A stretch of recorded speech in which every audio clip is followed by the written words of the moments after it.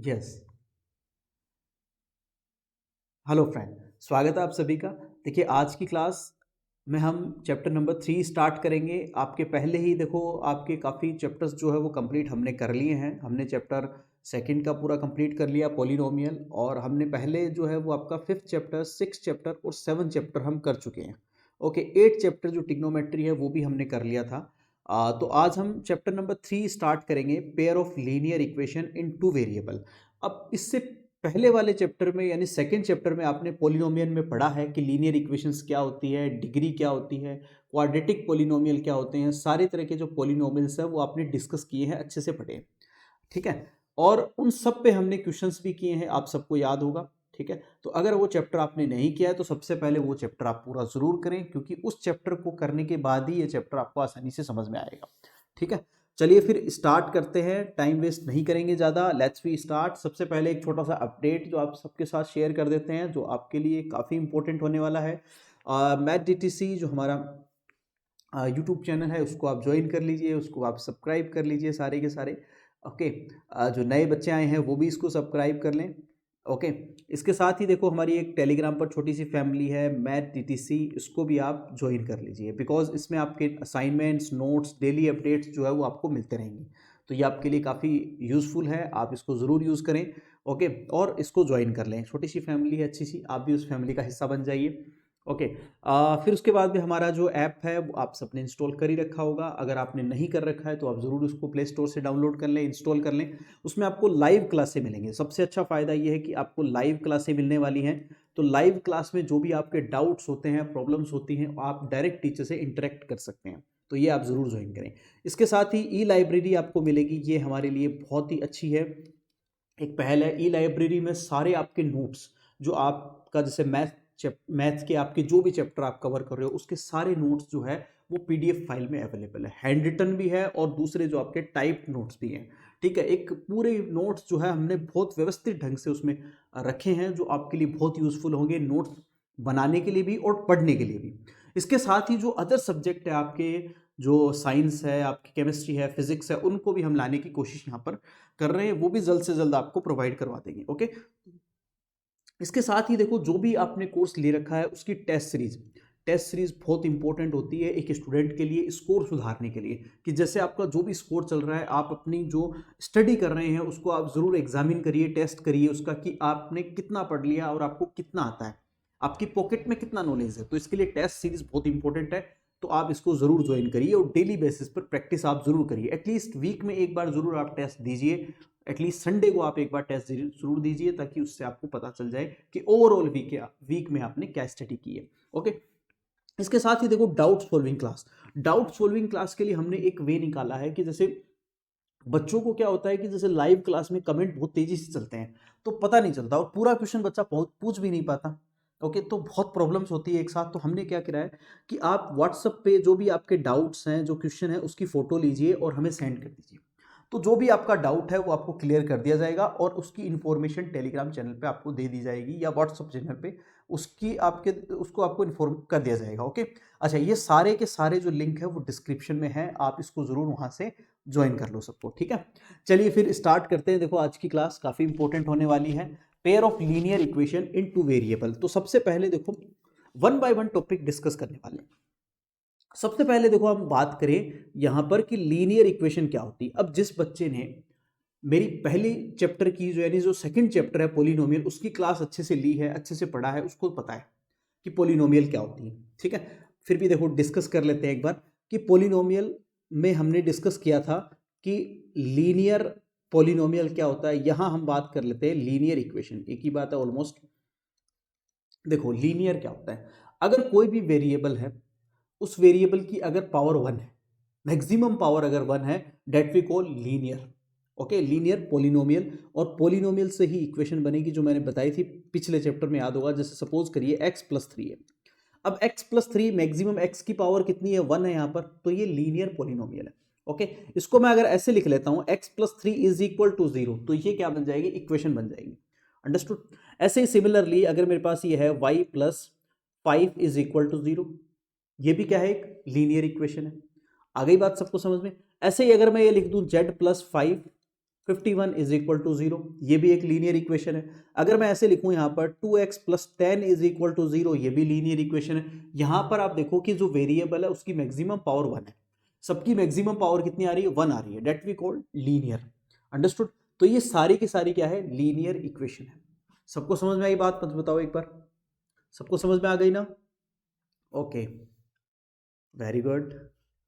चलिए, raise your hand all of you. बस हाँ, टाइप करने की जरूरत नहीं है, डोंट वेस्ट योर टाइम, ठीक है? बार बार टाइप करने की जरूरत नहीं है, बस हाथ ऊपर कर दिया करो, मुझे समझ में आ जाएगा कि हाँ ठीक है, आपको आ गई ये बात समझ में, ठीक है? चलिए, अब देखो लीनियर इक्वेशन समझ में आ गई। अब आगे की जो सेंटेंस है उसको पढ़ते हैं। क्या कह रखा है, इन टू वेरिएबल, इन टू वेरिएबल यानी दो वेरिएबल में। लीनियर इक्वेशन कैसी है, इन टू वेरिएबल। तो आप ये देखो यहां पर, ये तो सिर्फ बात हो गई लीनियर इक्वेशन की। अब बात करें हम इन टू वेरिएबल, हम बात करें यहां पर इन टू वेरिएबल, ठीक है? तो इन टू वेरिएबल का मतलब क्या हो गया कि दो वेरिएबल आएंगे आपके पास में, जैसे x plus y is equal to 5। अब ये दोनों देखो लीनियर है, बिकॉज इन दोनों की मैक्सिमम पावर क्या है, 1 है, और दो वेरिएबल है, तो ये हो गई linear equation in two variable. Understood? Actual में क्या होता है कि पावर, मैक्सिमम पावर 1 का मतलब है डिग्री 1 होना, ठीक है? यानी यहां पर जो आपके पास में डिग्री होगी वो कितनी है, 1 है। ये आप ऑलरेडी डिस्कस कर चुके हैं पिछले चैप्टर में। अंडरस्टूड? ये हम अच्छे से डिस्कस कर चुके हैं इसको, ओके, डिग्री को। तो यहां देखो, अगर कोई भी मेरे पास में लीनियर इक्वेशन है इनटू वेरिएबल पे, तो उसको हम कैसे लिखेंगे, x plus y is equal to 5 for example, ऐसे हो सकती है, या 2x plus 3y is equal to 20, ऐसे भी हो सकती है, या x plus 5y is equal to 1 हो सकता है, या x minus y is equal to 0 हो सकता है। ये सारी की सारी लीनियर इक्वेशन है इनटू वेरिएबल, दो वेरिएबल की लीनियर इक्वेशन है, ठीक है? लीनियर इसलिए है क्योंकि यहां पर इनकी डिग्री 1 है और दो वेरिएबल है x और y, ओके। इट मीन्स ये क्या है, दोनों लीनियर इक्वेशन है इन टू वेरिएबल। ऐसे भी लिखा जा सकता है u plus v is equal to 10, तो u और v दो वेरिएबल है यहाँ पर, ऐसे भी हो सकता है, कोई दिक्कत नहीं, ठीक है?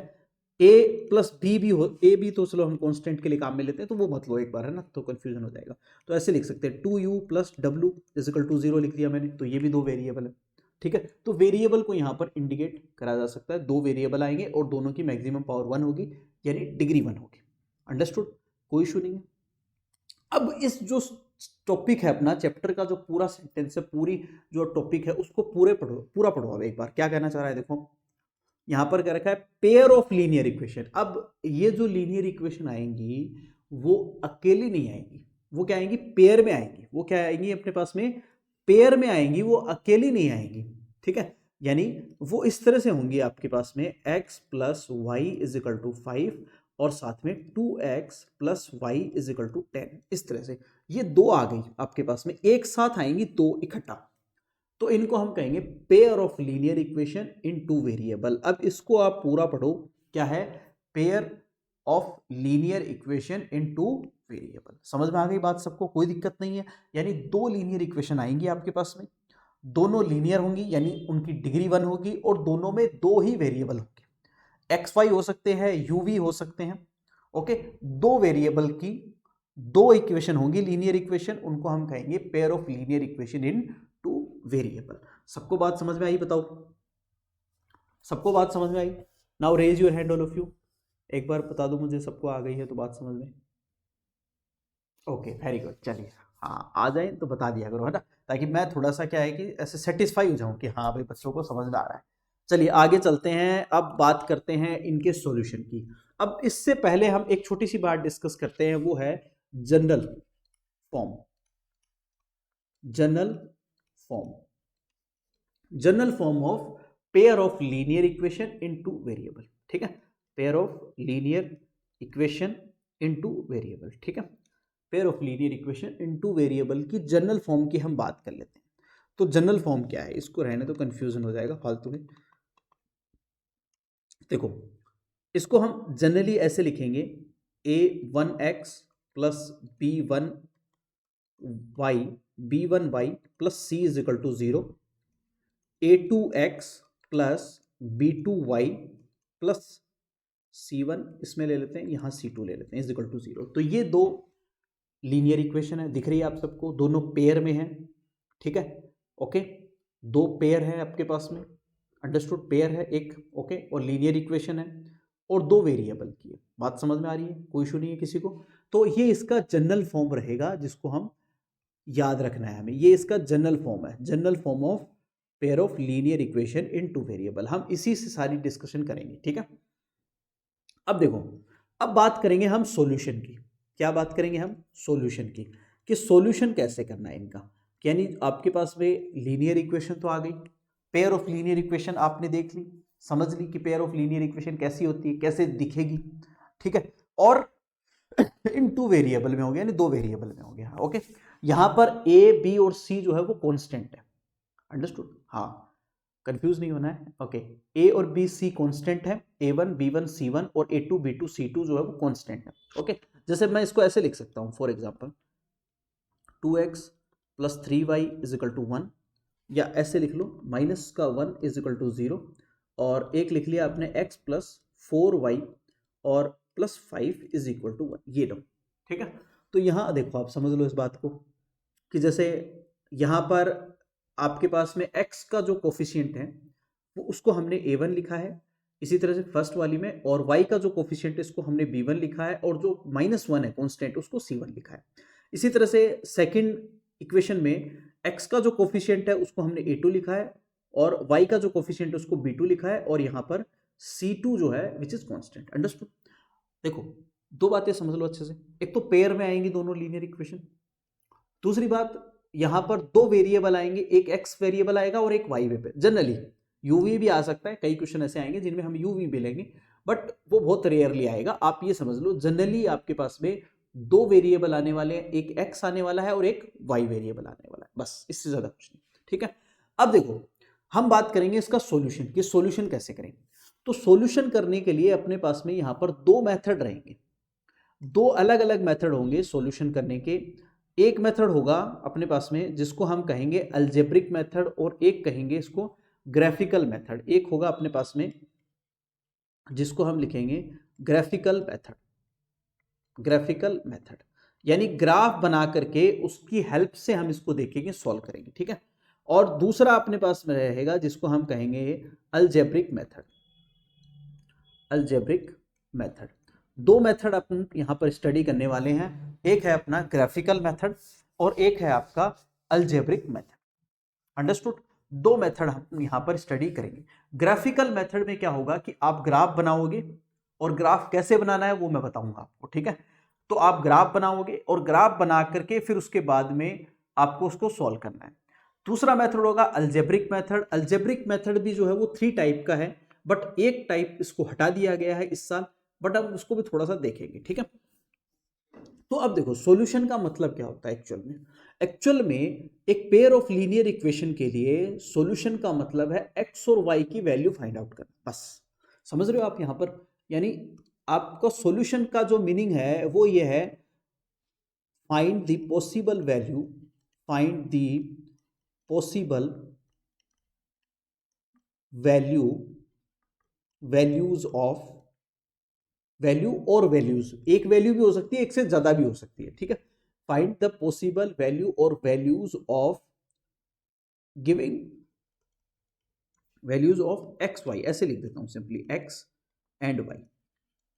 सीधा सा मतलब है सॉल्यूशन का कि जो आपको लीनियर इक्वेशन दे रखी है, दी गई है जो linear equation, pair of linear equation, उसमें एक्स और वाई की वैल्यू फाइंड आउट करना। जैसे ये एग्जांपल दिख रहा है आप सबको, ये देखो, ये वाला एग्जांपल जो मैंने लिया है अभी, इस एग्जाम्पल में आप ध्यान से देखो, इस एग्जाम्पल में यहां पर आपके पास में 2x + 3y - 1 = 0 है एक तो, और दूसरी इक्वेशन है x + 4y + 5 = 0।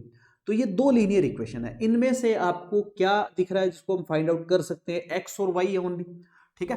तो यहां हम x और y को फाइंड आउट करेंगे, ठीक है, अंडरस्टूड, कोई दिक्कत नहीं है, समझ में आ रही है सबको। तो हम इसको दो तरह के मेथड का यूज करते हैं, एक आपके पास में ग्राफिकल मेथड होगा और एक होगा अलजेब्रिक मेथड। अब अलजेब्रिक मेथड जो है वो भी आपके पास में यहाँ पर 3 टाइप का आता है, उसको भी मैं एक बार छोटा सा रिव्यू बता दे देता हूँ, फिर उसके बाद में वो डिटेल से इसको समझ लेंगे। तो इसमें समझो कि जो आपके पास में अलजेब्रिक मेथड है उसमें 3 तरह के मेथड है। पहला मेथड होगा जिसको हम कहेंगे एलिमिनेशन मेथड, इसको हम कहेंगे एलिमिनेशन मेथड, एलिमिनेशन मेथड पढ़ने वाले हैं, ठीक है। दूसरा मेथड होगा आपके पास में यहाँ पर, पहला मेथड है एलिमिनेशन मेथड, एलिमिनेट करके हम करेंगे। दूसरा मेथड आएगा आपके पास में सब्स्टिट्यूशन मेथड, सब्स्टिट्यूशन मेथड, इससे करेंगे। और तीसरा मेथड आता है जिसको हम कहते हैं cross multiply, cross multiplication, multiplication method. तीन मेथड हैं अपने, ठीक है। यानी अलजेब्रिक मेथड में हम तीन तरह के मेथड पढ़ने वाले हैं, एलिमिनेशन मेथड, सब्स्टिट्यूशन मेथड और तीसरा है आपके पास में क्रॉस मल्टीप्लिकेशन मेथड। अब क्या हुआ कि जो अब ये नया पैटर्न आया है आपके पास में इस साल, इसमें जो आपका क्रॉस मल्टीप्लिकेशन मेथड है वो हटा दिया गया है, वो एनसीईआरटी ने हटा दिया, और अब आपके पास में ये दो मेथड बचे हुए हैं। तीसरा मेथड हम देखेंगे कि पढ़ते हैं या नहीं। देखो आपकी अगर मर्जी रहेगी तो हम पढ़ा देंगे, कोई दिक्कत नहीं है। आप कहोगे तो नहीं, कहोगे कोई बात नहीं, इट्स ओके, नहीं ओके कोई बात नहीं, इट्स ओके, ठीक है। एनसीईआरटी ने इसको हटा दिया है इस साल। हो सकता है अगली साल हमें वापस से पढ़ाने का मौका मिल जाए, अगर वापस से ऐड हो जाता है तो, बट अनफॉर्चुनेटली अभी के लिए हटा दिया गया है, ठीक है।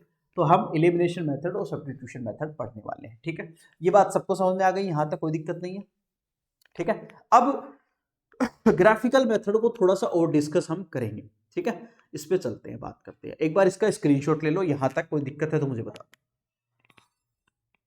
कोई प्रॉब्लम है? No, okay. चलिए स्क्रीनशॉट ले लीजिए, कोई डाउट है तो मुझे बताइए, फिर आगे चलते हैं। ओके चलिए, ओके चलो आगे चलते हैं। अब बात करते हैं हम ग्राफिकल मेथड की सॉल्यूशन ऑफ। देखो जब आप ग्राफ बनाओगे, ग्राफ कैसे बनाओगे मैं आपको बताऊंगा, ठीक है। पहले ये छोटी सी देखो, ये चलो बाद में देख लेंगे इसको यार, चलो ठीक है ना। अब बात पहले कर ही लेते हैं हम। जैसे दो आपके पास में क्या होंगी, लीनियर इक्वेशंस होंगी, सीधी बात है। दोनों लीनियर इक्वेशन को हम क्या करेंगे, ग्राफिकली रिप्रेजेंट करेंगे, ग्राफ बनाएंगे, ठीक है। अब एक लीनियर इक्वेशन का ग्राफ हमेशा एक स्ट्रेट लाइन होती है, ये बात समझो पहले। यानी एक लीनियर इक्वेशन जो होगी आपके पास में, लीनियर इक्वेशन, तो इस लीनियर इक्वेशन का जो ग्राफ बनेगा आपके पास में, ये होगा आपके पास में हमेशा एक स्ट्रेट लाइन। यानी जो ग्राफ बनेगा वो क्या बनेगा, हमेशा एक स्ट्रेट लाइन बनेगी ग्राफ, ठीक है। अब दो लीनियर इक्वेशन है तो दो स्ट्रेट लाइन बनेगी, सीधी बात है, ठीक है। अब देखो यहां पर कुछ केस है, उनको हम स्टडी करते हैं। देखो अब ये दो लाइनें बनने वाली एक्चुअल में, वो दो लाइनें कैसी होंगी, अगर वो दो लाइनें या तो हो सकता है कि एक पॉइंट पर इंटरसेक्ट कर जाए, या हो सकता है कि वो दोनों एक दूसरे की ऊपर ही आ जाए, जैसे इस तरह से दोनों एक दूसरे को कवर कर ले पूरी तरह से। और तीसरा केस हो सकता है कि वो बिल्कुल एक दूसरे के क्या रहे, पैरेलल हो जाए, ठीक है, इस तरह से, ठीक है। ये तीन केस यहां पर बनने वाले हैं, अंडरस्टूड।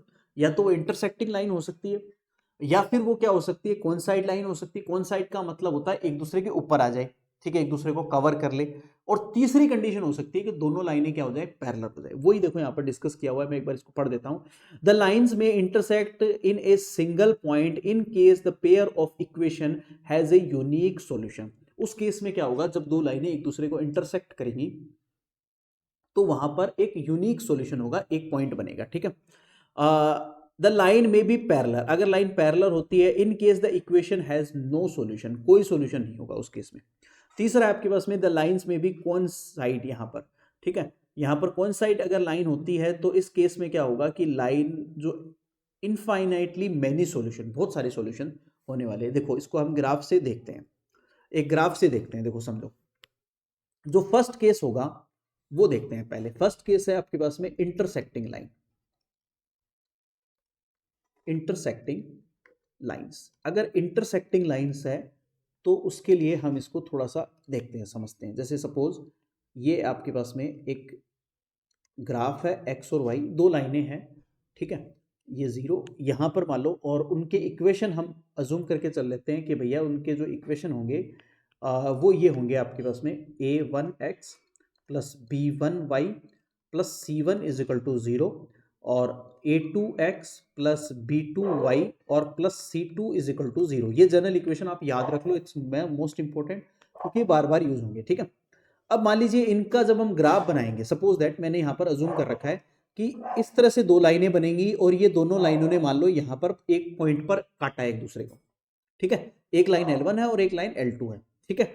यहां पर काटा तो यहां पर क्या होगा, एक यूनिक पॉइंट बना है, तो यहां पर क्या आएगा, यूनिक सॉल्यूशन। क्या आएगा, यूनिक सॉल्यूशन। ये इस केस में सॉल्यूशन कितने होंगे, यूनिक सॉल्यूशन। समझ में आई सबको बात, एक जगह पर एक पॉइंट पर इंटरसेक्ट करेगी तब, ठीक है। अगर दोनों लाइनें हम बनाई, हमने ग्राफ बनाया और वो दोनों लाइनों ने एक पर्टिकुलर पॉइंट पर दोनों को इंटरसेक्ट किया है, तो इस केस में क्या होगा, यूनिक सॉल्यूशन या वन सॉल्यूशन।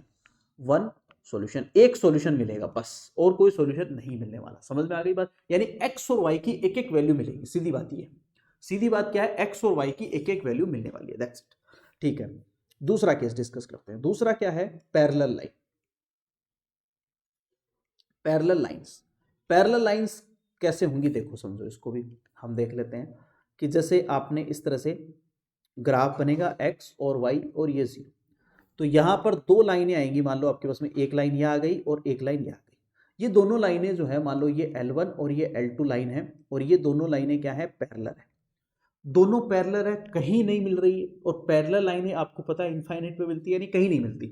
तो इस केस में इनका जो सॉल्यूशन होगा वो होगा नो सॉल्यूशन। क्या होगा, नो सॉल्यूशन, यानी कोई सॉल्यूशन होगा ही नहीं एक्चुअल। ये बात समझ लो कि कोई सॉल्यूशन नहीं होगा इस केस में, ठीक है। यानी दो लाइनें अगर पैरेलल हैं, वो कहीं भी नहीं मिलेंगी एक दूसरे से, तो इसका मतलब कोई सॉल्यूशन नहीं होगा, दैट्स इट। समझ रहे हो बात को, चलिए वेरी गुड, ओके।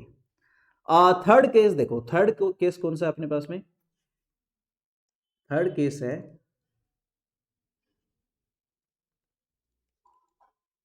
लाइंस, यानी कोइंसाइड लाइंस कौन सी होंगी, जब आपके पास में दो लाइनें इस तरह से आ जाए कि एक लाइन आपके पास में दूसरे के ऊपर बन जाए, यानी एक लाइन ये है और दूसरी लाइन जैसे ये आ गई मेरे पास में, अब सीधी तो देखो खींची नहीं जाएगी, है ना।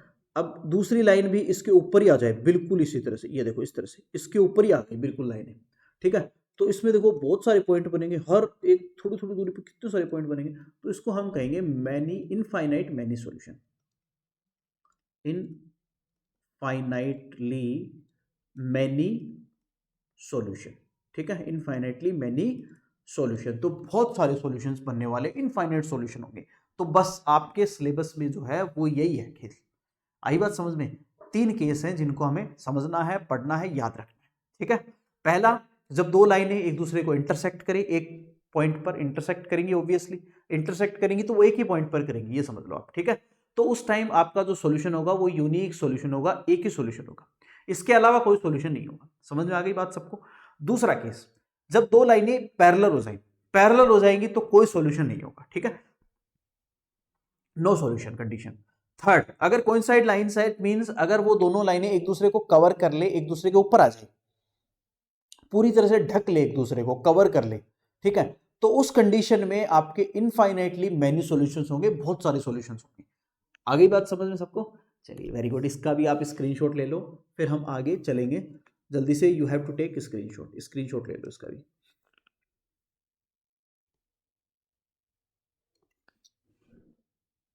ओके, आया सबको समझ में, एक बार बता दो मुझे, raise your hand all of you, एक बार क्विकली रिस्पॉन्स दे दो मुझे, तो I can satisfy myself. Okay okay, very good very good, चलिए बहुत बढ़िया, आगे चलते हैं। देखो अब मैंने एक छोटी सी टेबल यहाँ पर बनाई है इसी पर्पज के लिए जो हमने अभी पढ़ा है, ठीक है। देखो हमने अभी लेट अज्यूम लाइन का जो आपके पास में पेयर ऑफ लाइन है, आपके पास में पेयर ऑफ लीनियर इक्वेशन, उसका जनरल फॉर्म लिखा था, क्या था, a1x प्लस b1y और plus c1 is equal to 0। दूसरा दिखा था हमने a2x प्लस b2y और plus c2 is equal to 0, ये वाला लिखा, याद है सबको कोई कंफ्यूजन नहीं है, बिल्कुल सिंपल सी बात है, ठीक है। तो यहां पर देखो जो x और y के जो कोफिशिएंट हैं, एक्स वाई के जो कोफिशिएंट हैं, ठीक है, वो a1 और b1 है पहली में, और c1 कांस्टेंट है। इसी तरह से जो सेकंड लाइन है आपके पास में, इसमें आपके पास में a2x का कोफिशिएंट है, b2y का कोफिशिएंट है और c2 कांस्टेंट है। अब इनमें कुछ रिलेशंस होंगे, वो रिलेशंस हमें याद रखने हैं, ठीक है। पहला रिलेशन है आपके पास में यहां पर, वो ये रहेगा कि a1 अपॉन a2, इन दोनों का हमने a1 और a2 का रेशियो ले लिया। ये रेशियो इक्वल नहीं आना चाहिए b1 और b2 के। अगर इक्वल नहीं आ रहा है, a1 a2 का रेशियो b1 और b2 के इक्वल नहीं है, तो वो फर्स्ट केस को डिनोट करेगा। यानी जो फर्स्ट केस था अपना, फर्स्ट केस कौन था, इंटरसेक्टिंग लाइन। कौन सा था? Intersecting line. कौन सा था? Intersecting line. अब इंटरसेक्टिंग लाइन होगी तो आपको पता है सॉल्यूशन कितने आएंगे? Unique solution. कितने आए थे अपने पास में? Unique solution. यूनिक सॉल्यूशन कितने आए थे? Unique solution. समझ में आ रही बात सबको? सॉल्यूशन कितने आए थे उस टाइम? Unique solution. समझ में आ गई बात सबको? दूसरा केस, दूसरा केस ये है कि जब आपके पास में a1 upon a2 is equal to b1 upon b2 is equal to c1 upon c2, तीनों इक्वल हो जाए। a1 अपॉन a2 यानी x के कोफिशिएंट, y के कोफिशिएंट और कांस्टेंट तीनों का रेशियो इक्वल आ जाए। तो इस केस में आपके पास में क्या होगा? यानी दोनों लाइनें क्या होंगी? कोइंसाइड होंगी। ठीक है, कोइंसिडेंट होंगी। कोइंसिडेंट होंगी। तो कोइंसिडेंट का मतलब क्या होगा? Infinite many solution. अभी हमने पढ़ा है इनफाइनाइटली मेनी सॉल्यूशंस, यानी बहुत सारे सॉल्यूशंस होंगे, जो आपके पास में केस थर्ड था। फिर उसके बाद में तीसरी बात आपके पास में क्या है कि अगर ये आ जाए suppose a1 upon a2 is equal to b1 upon b2, a1 और a2 तो इक्वल हो जाए पर c1 और c2 इक्वल नहीं हो। ठीक है, a1 a2 तो हो जाए इक्वल, कोई दिक्कत नहीं है। a1 a2 b1 b2 का रेशियो इक्वल हो जाए पर c1 बाय c2 का रेशियो इक्वल नहीं हो, तो इस केस में लाइन कौन सी होंगी? पैरेलल लाइन होंगी। कौन सी होंगी? यहां पर आपके पास में पैरेलल लाइन होंगी। कौन सी होंगी? Parallel line. और पैरेलल लाइन में आपको पता है सॉल्यूशन कितने होते हैं? No solution. अभी हमने जस्ट पढ़ा है। आगे बात समझे? देखो ये मैंने टेबल में यहां पर मेंशन कर रखा है अच्छे से, इसको आप देख लो, स्क्रीनशॉट ले लो। ठीक है, अच्छा एक बात और समझ लो, यहीं पर अगर कोई भी लाइन है, कोई भी पेयर ऑफ लाइन की बात हम कर रहे हैं यहां पर, तो पेयर ऑफ लाइन इक्वेशन है आपके पास में, लीनियर इक्वेशन है, तो उसमें अगर एक भी सॉल्यूशन आ रहा है, एक भी सॉल्यूशन हो रहा है, तो उसको हम कहते हैं कंसिस्टेंट। उसको हम क्या कहते हैं? कंसिस्टेंट। ठीक है, अगर कोई सॉल्यूशन है ही नहीं, वो एक ही केस है आपका, कोई नहीं सॉल्यूशन है, यानी इन दोनों में तो सॉल्यूशन है ही एक्चुअल में, इसमें एक सॉल्यूशन है और इसमें एक से ज्यादा सॉल्यूशन है, तो इसको हम कहते हैं कंसिस्टेंट का लाइंस। इनको क्या कहेंगे हम? Consistent lines. Consistent lines. ठीक है, और इसमें कोई सॉल्यूशन नहीं है तो इसको हम कहते हैं इनकंसिस्टेंट लाइन।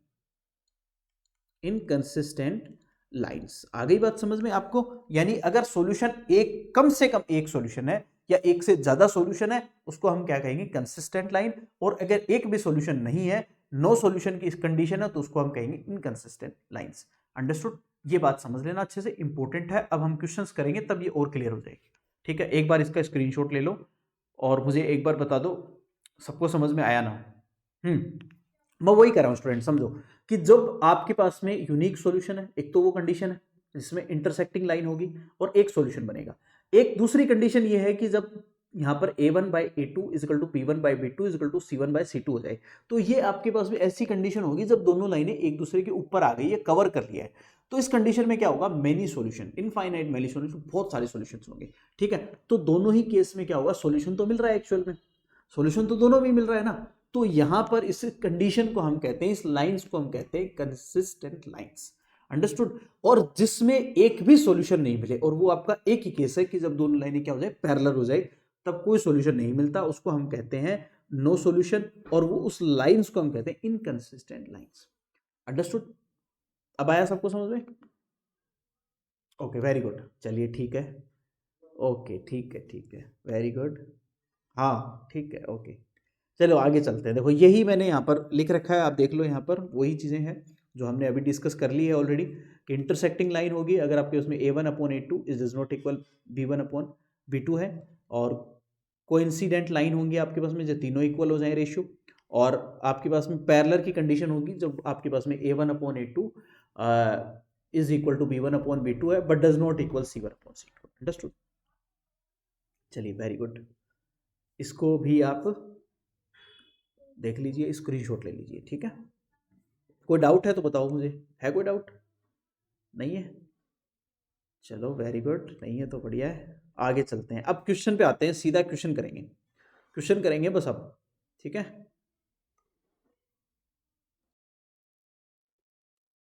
देखिए एग्जांपल देखेंगे। एग्जांपल नंबर फर्स्ट है, स्क्रीन पर आप देख रहे हो, बोर्ड पर देखिए, इसको सॉल्व करते हैं। Check graphically whether the pair of equation, एक इक्वेशन, पेयर ऑफ इक्वेशन आपको दे रखी है x plus 3y is equal to 6, इसको आप इक्वेशन 1 मेंशन कर लो यहाँ पर, और दूसरी आपके पास में है 2x minus 3y is equal to 12, equation number 2। इसको आप ग्राफिकली आपको यहाँ पर देखना है कि ये कंसिस्टेंट है या फिर इनकंसिस्टेंट, ये आपको चेक करना है। तो सबसे पहले देखो ग्राफ कैसे बनाएंगे, समझ लो बात को, ठीक है।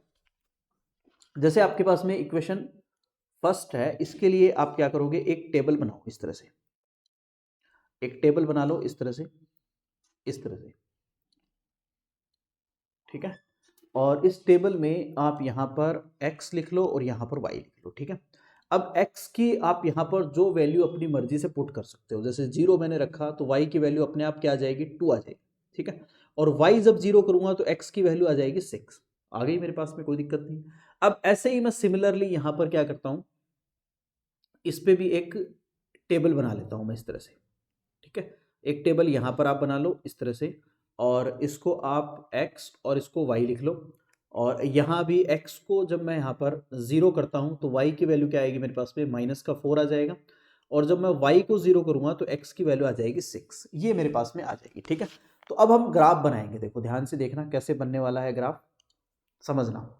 जैसे ये आपके पास में है x एक्सिस और ये y एक्सिस, ठीक है, ये ओरिजिन पॉइंट है।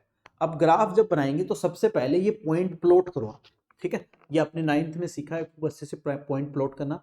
तो पॉइंट आप प्लॉट करिए। सबसे पहला पॉइंट क्या है, 0 और 2, ठीक है। तो x की वैल्यू 0 है और y की वैल्यू 2 है, तो अप्रोक्सीमेट कहाँ पर आ जाएगी, यहाँ आ जाएगी, मान लो ये पॉइंट, ठीक है, 0 और 2, ठीक है, इस तरह से, ओके।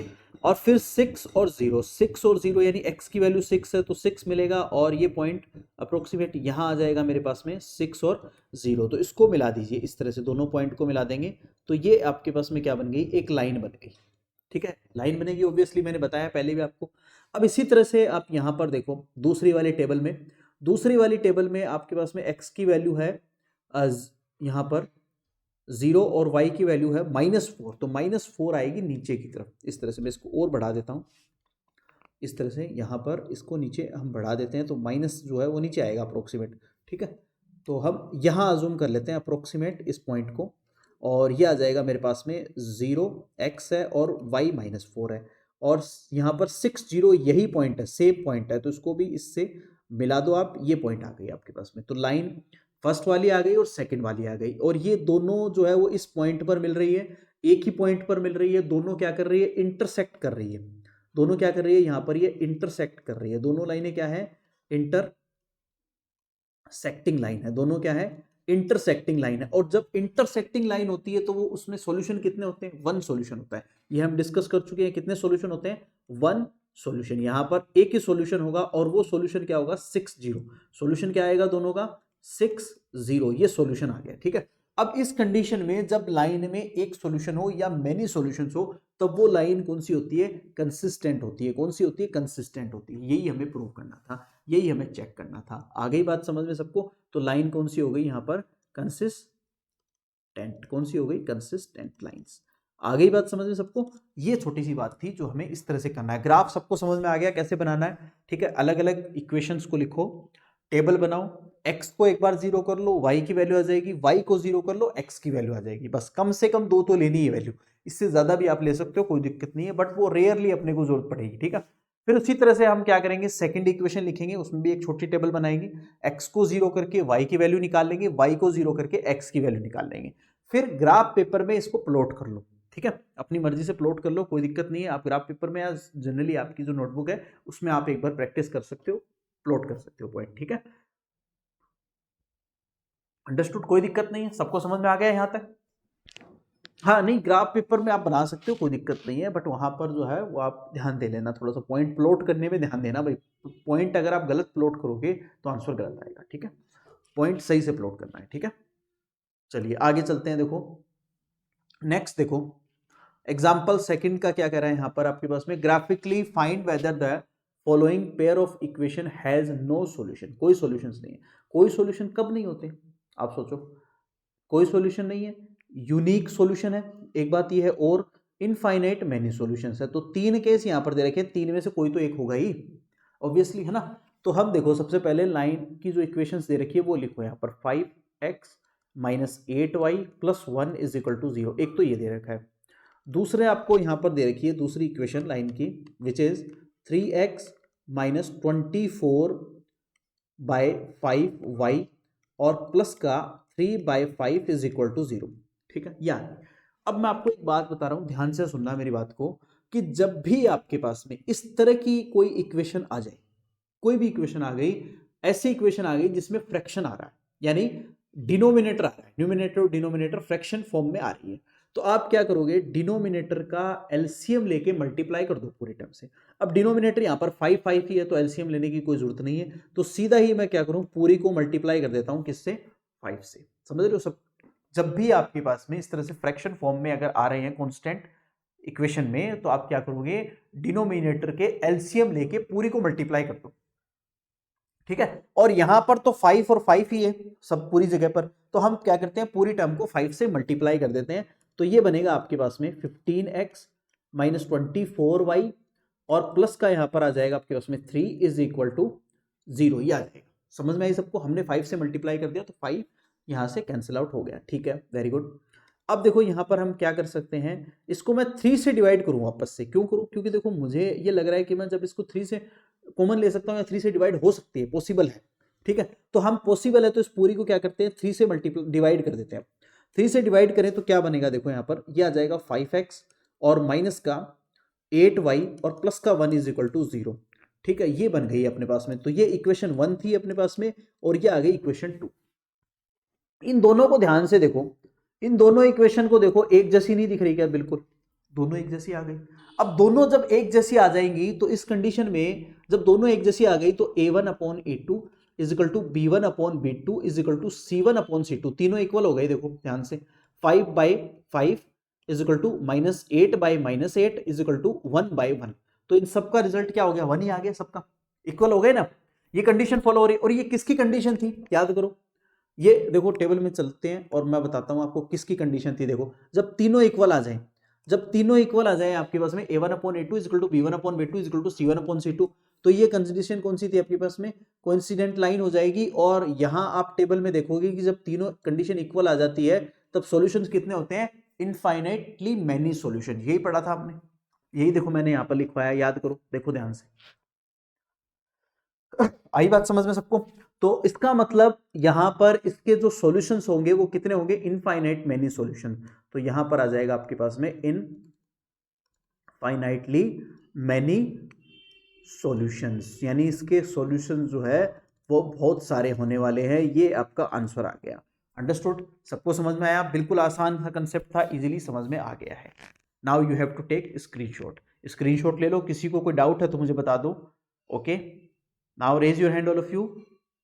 ओके, हाँ, वेरी गुड वेरी गुड। देखो पीछे मैं इसलिए गया आपको बताने के लिए ताकि वो टॉपिक जो है रिकॉल हो जाए वापस से।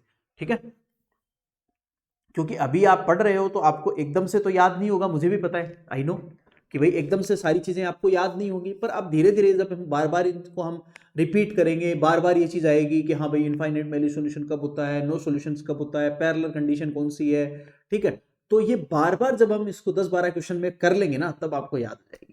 ठीक है, अभी एक बार तो है, बट आप कल याद करके आना। देखो है ना, आज हम ज्यादा क्वेश्चन नहीं लेंगे, इस पर थोड़ा सा ही पढ़ेंगे, तो इसको आप क्या करना, याद करके आना कल। ठीक है, यहां तक सबको समझ में आया? ओके चलो ठीक है, वेरी गुड। आगे चलते हैं, एग्जाम्पल नंबर 3 देखो। यहां पर एग्जाम्पल नंबर 3 देखो क्या कर रहा है, लेट्स सी। देखिए, Champa went to a sale to purchase some pants and skirts.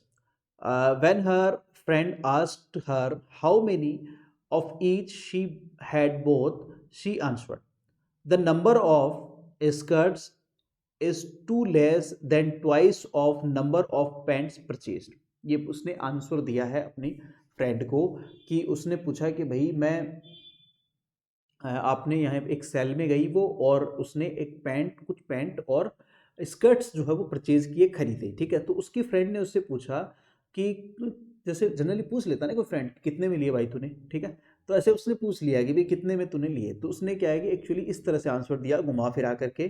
ठीक है, जो कि आदत ही होती है ना कई लोगों की, घुमा फिरा के आंसर देने की, तो घुमा फिरा के उसने आंसर दिया, the number of skirts is two less than the twice of number of pants purchase also the number of skirts of 4 less than 4 times the number of pants purchased, help her friend to find how many pants and skirts Champa bought. ठीक है, तो उसने ये पूछा था friend ने कि भाई तूने कितने लिए हैं पैंट्स, कितने लिए, स्कर्ट कितने लिए, तो इसने एक्चुअल में घुमा फिरा करके आंसर दिया। तो आप सबको क्या करना है, उसकी फ्रेंड की हेल्प करनी है इस तरह के घुमा फिरा के दिए गए आंसर को सॉल्व करने में। ओके, कर सकते हो आप इजीली, बताओ कर लोगे फ्रेंड की हेल्प? चलो करते हैं फिर। देखो हम अजूम कर लेते हैं, फिर एक काम करते हैं, लेट अजूम जो इसने यहाँ पर पैंट्स अजूम की है उसको हम अजूम कर लेते हैं नंबर ऑफ, हम यहाँ पर नंबर ऑफ पैंट जो है जो इसने यहाँ पर परचेज की है उसको हम एक्स अजूम कर लेते हैं। ठीक है, और नंबर ऑफ स्कर्ट्स जो इसने लिए हैं यहाँ पर उसको अजूम कर लेते हैं वाई। ठीक है, सीधी बात है। अब इसने क्या कर रखा है, number of skirts is 2 less than the twice of number of pants. तो इसके लिए इक्वेशन बना दो। सबसे पहले इक्वेशन क्या बनेगी, देखो इसकी इक्वेशन बनेगी y is equal to 2x, twice हो गई अपने आप ही पैंट्स का ट्वाइस, और इसमें से 2 लेस तो -2 कर दो। आया सबको समझ में, बन गई इक्वेशन, सीधी सी बात है। इसको हम इक्वेशन 1 कह देते हैं। ठीक है, फिर देखो आगे क्या कह रखा है, the number of skirts is twice less than, ये तो हो ही गया। अच्छा आगे चलते हैं, also the number of skirts is 4 less than 4 times the number of pants purchase. ठीक है, फिर इसने कह दिया y is equal to 4 time यानी 4x कर दो। ठीक है, और -2, और ये बन गई इक्वेशन नंबर, एक मिनट, 4 लेस है ना, 4 लेस है तो 4 करो, 4 less equation number 2, that's it. आया समझ में? तो ये दोनों इक्वेशन हमने इसको पढ़ करके बना दी, दैट्स इट। ठीक है, अब ये दोनों इक्वेशन को हमें क्या करना है, सोल्व करना है, सीधी सी बात है। तो हम कैसे सोल्व करेंगे, ग्राफिकली सोल्व करेंगे। ठीक है, तो चलिए फिर करते हैं स्टार्ट।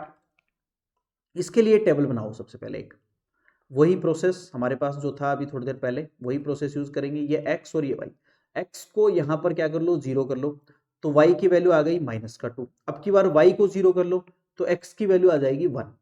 सीधी सी बात है, आ गई, सबको समझ में आ गया होगा यहाँ तक। अब इससे भी आप एक टेबल बना लो छोटी सी, इस तरह से। ठीक है, इस तरह से बना लो आप टेबल यहाँ पर, और ये x हो जाएगा और ये y हो जाएगा। x की वैल्यू यहाँ पर क्या कर दो, 0, तो y की वैल्यू हो गई -4, और जब आप यहाँ पर y की वैल्यू 0 कर दोगे तो x की वैल्यू आ जाएगी 1। समझ में आ गया सबको, कोई इशू नहीं है, बिल्कुल आसान सा कंसेप्ट है। अब हम क्या करेंगे भैया, ग्राफ बनाएंगे, सीधी सी बात है। ठीक है, तो ग्राफ बनाते हैं, देखो इस तरह से, यहाँ ही बना देता हूँ मैं, जगह की तो थोड़ी सी कमी है but we have to try, थोड़ा सा ऊपर ले लेते हैं, छोटी जगह में बनाने की कोशिश करेंगे। ठीक है, थोड़ा सा कोऑपरेट करना भैया, देखना थोड़ा सा ना, ये x है, ये y है, और ये ओरिजिन पॉइंट है। देखो पॉइंट प्लॉट करो, 0 -2, 0 -2 कहाँ पर आएगा, 0 और -2 आएगा यहाँ पर, 0 और -2 यहाँ आ जाएगा, x 0 है और y -2 है। ठीक है, यहाँ आ जाएगा, थोड़ा और ऊपर ले लेते हैं, बेटर रहेगा, यहाँ ले लेते हैं ना, थोड़ा जगह की कमी की वजह से थोड़ा सा आप लोग अच्छे से बना लेना। ठीक है, ओके, फिर अगला है 1 0, 1 0 पॉइंट कहाँ पर आ जाएगा, 1 0 पॉइंट यहाँ आ जाएगा, जिसको हम 1 और 0 लिख लेंगे। इसको मिला दो आप यहाँ पर, देखो इसको इस तरह से मिला दीजिए, ये पॉइंट आपको मिल गया यहाँ पर। ठीक है, दूसरा देखो, दूसरी लाइन का इक्वेशन कैसे बनेगा, 0 -4, तो 0 -4 यहाँ ले लेते हैं, 0 और -4 यहाँ पर है, और ये आपके पास में है 1 0, तो ये भी इसी से मिल रहा है, तो ये बिल्कुल इसी से जाएगा, तो यहाँ पर 1 और 0 आ जाएंगे, इसका जो सॉल्यूशन आ जाएगा वो आपके पास में 1 और 0 आ जाएगा, दैट्स इट। ठीक है, तो देख लो 1 और 0, इसका मतलब जो पैंट इसने ली है, जो पैंट ली है, वो नंबर ऑफ पैंट्स जो है वो कितनी है, 1 है, और जो स्कर्ट लिया है वो एक्चुअल में लिया ही नहीं है ना, स्कर्ट इसने लिया ही नहीं है, सिर्फ अपनी दोस्त को इसने बेवकूफ़ बना दिया। ठीक है, अपनी दोस्त को इसने क्या कर दिया, बेवकूफ़ बना दिया है कि भैया पैंट तो एक ली है और स्कर्ट लिया ही नहीं है एक्चुअल में। ठीक है, तो घुमा फिरा के आंसर देने का फ़ायदा ही होता है, दूसरे को ऐसा लगता है पता नहीं कितनी शॉपिंग करके आई है ना। तो इस तरह से आई होप यू अंडरस्टैंड, सबको समझ में आया, बताओ, raise your hand all of you. देखो ये आप इसको चेक कैसे करो, ये भी इंपॉर्टेंट क्वेश्चन है। देखो आप इसको, जो भी आपने सॉल्यूशन निकाला है वो इन दोनों इक्वेशन में पुट करके देख लो, अगर ये दोनों इक्वेशन को सेटिस्फाई कर रहा है इसका मतलब जो आपने आंसर निकाला है वो राइट है, सही है, अदरवाइज वो रॉन्ग है। जैसे इसमें पुट करके देखो, 1 यहाँ पर रखोगे आप एक्स की वैल्यू, तो वाई की वैल्यू 0 आ रही है ऑब्वियसली, दूसरे वाले में भी 1 रखोगे तो y की वैल्यू 0 आ रही है। आई बात समझ में? तो जो भी आंसर आपने निकाला है आप उसको वापस इक्वेशन में रख के देख लो, अगर LHS और RHS दोनों इक्वल हो जाते हैं इट मीन सेटिस्फाई हो गई इक्वेशन, सेटिस्फाई हो गई इसका मतलब आपका आंसर सही है। ओके चलिए, I hope you understand, very good all of you. Now you have to take screenshot, screenshot ले लो इसका, कोई डाउट है तो मुझे बता दो। ओके नहीं है, अरे वाह बहुत बढ़िया, well done, well done students. अब देखो अपनी आगे आएगी एक्सरसाइज 3.1। हमने यहां तक एग्जांपल हो गए अपने, और हमने पूरा जो नोट्स है थ्योरी है वो उसको अच्छे से समझ लिया। अब हम 3.1 एक्सरसाइज है वो हम करेंगे कल, ठीक है। बट आप लोग थोड़ा सा एक तो एग्जांपल वापस से करोगे, थोड़ा प्रैक्टिस आ जाएगी आपकी, और जो मैंने आपको वहां पर कुछ नोट्स जो समझाई हैं अच्छे से उनको थोड़ा सा याद करोगे कि किस कंडीशन में लाइन कंसिस्टेंट होगी, किस कंडीशन में इनकंसिस्टेंट होंगी, मैनी सॉल्यूशंस कब होंगे, ओके, और यूनिक सॉल्यूशंस कब होगा, पैरेलल लाइन कौन सी होगी, उसकी कंडीशन क्या होगी, ये सारी चीजें आप थोड़ी सी याद करके आओगे, पढ़ के आओगे। और इसके साथ ही आप 3.1 में कुछ क्वेश्चन सॉल्व करने की कोशिश करोगे, ठीक है। 2 क्वेश्चन या 3 क्वेश्चन एटलीस्ट जरूर सॉल्व करने की कोशिश करना, हो जाए तो ठीक है, नहीं तो फिर मैं करवाऊंगा ही। ओके तो चलिए आज के लिए इतना ही। कल की क्लास में हम अपनी एक्सरसाइज 3.1 स्टार्ट करेंगे और इसको कंप्लीट भी करेंगे। ओके तो कल की क्लास मिस मत करना, सारे आना, अच्छे से पढ़ाई करके आना, ठीक है। चलिए आज के लिए इतना ही, thank you, thanks to all.